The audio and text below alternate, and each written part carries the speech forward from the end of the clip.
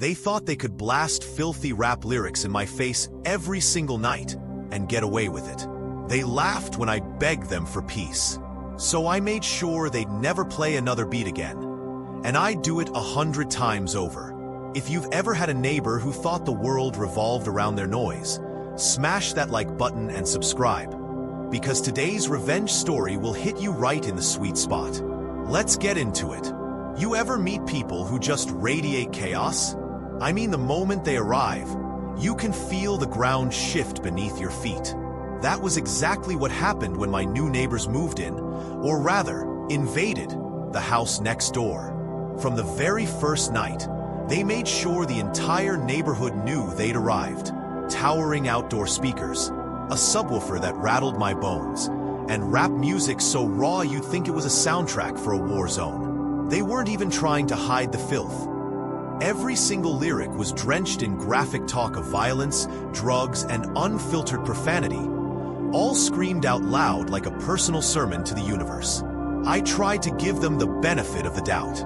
Maybe it was a one-night party. Maybe they'd celebrate moving in and then settle down. But it wasn't one night. It was every night.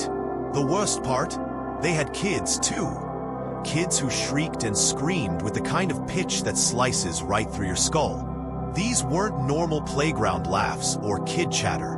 These were blood-curdling, nerve-jangling howls that never seemed to stop.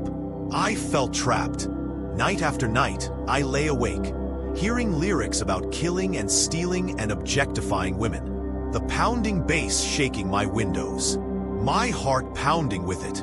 I could feel the frustration boiling in my veins, each lyric cutting a new scar across my patience. On the fourth night, I worked up the courage to go over there. I walked up to their yard, hands politely at my sides, ready to reason with them. They stared at me with these smug, bored faces. I asked them calmly to turn it down after 10 p.m. That's all. Just after 10. A simple, human request. And what did they do? They laughed, actually laughed, looked at each other, snickered, and then spoke to each other in their own language, completely ignoring me like I was a piece of gum on their shoe. I felt my dignity drain right through the soles of my shoes. That night, I didn't sleep. Their bass rattled through my ribs while my mind spun circles around the humiliation. How could they treat me like I was nothing? I was tired of being nothing. After a week of this constant sonic assault, something in me snapped. I wasn't always the kind of person to fight back. I'd built a reputation for putting up with people's crap, keeping my head down, taking insults, stepping aside, never making waves. But these people, they pushed me past my limit. So I stood in my backyard at 2 in the morning, staring at their massive, precious speakers left under a flimsy plastic bin right by the fence. And I got an idea. My sprinklers, they were lined up perfectly near the fence. And with just a quick twist of the nozzles, I could aim 2 of them directly at those monstrous speakers. Another sprinkler I set to sweep 180 degrees, just in case I needed plausible deniability. My heart was pounding like a war drum as I made those adjustments. My hands were slick with adrenaline. I felt like a covert operative on a mission to reclaim my sanity. That night, I waited, watched through my window until the neighborhood was dark.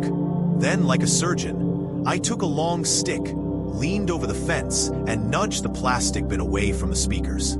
Then I walked back into my house and flipped on the sprinklers.